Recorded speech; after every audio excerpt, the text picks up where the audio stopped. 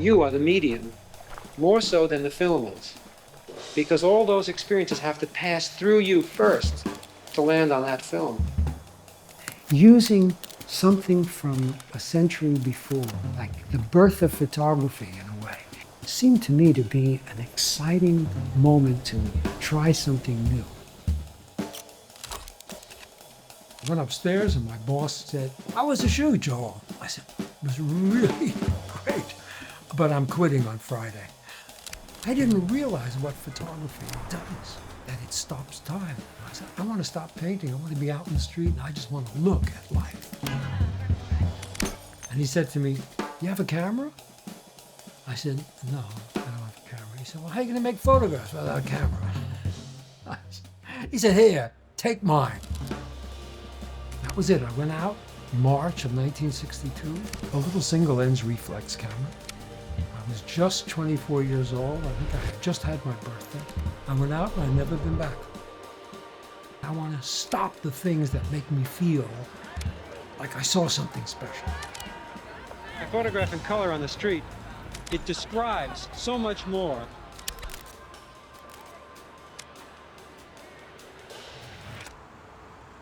I got to sense when that camera was going to come from the hip to the eye. There was like a little quiver that would happen in him. When it reached his eye, the scene was happening. It's that kind of sixth sense that he has. When he did street photography in the streets of New York, he was very skilled, almost like a sculptor carving out of a shapeless mold the chaos of the crowd in the streets. Photographs are magic in a way. The possibilities and the discoveries within photography are endless. Intellectually and photographically curious to his core. So he moves into this other realm with color, takes this 8x10 view camera. Joel has no boundaries, no limits in what he will photograph. There's a series called Bay Sky. It's his quieter work, the sea and the sky, the horizon line. And it becomes like a meditation from our little seaside cottage. I was walking along carrying my camera and I thought, how can I possibly stop and make this photograph? And so I set the camera up and I make this picture. I feel joyous. I was actually seeing wind. You never know what it is that's going to call out to you and say, "Joel, stop."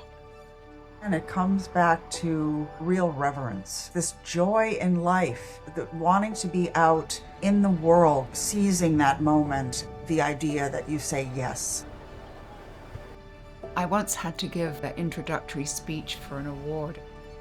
I came up with the word wonderful because he is literally full of wonder.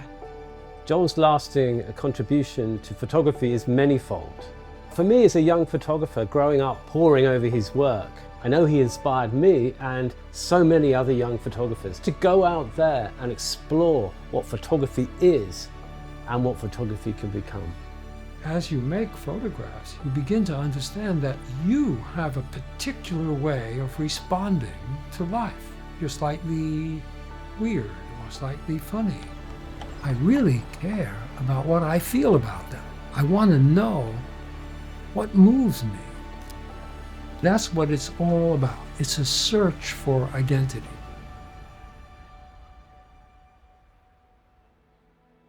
I'm so grateful to have Sony, recognize my efforts and award me this thing. It's beautiful. At 87 years old right now, to fill up a life wandering around saying, "Ooh, look at that." I've said it a million times.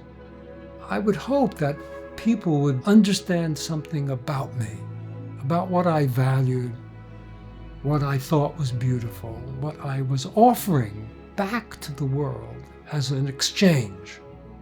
If the pictures are out there in books or in museums, someone might get the same pleasures that I got from looking at all the photographers that I love. I've learned so much from them, and I tip my hat to them repeatedly all of my life.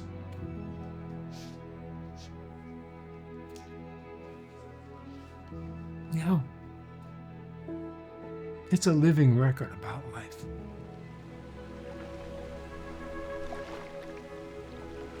Perfect.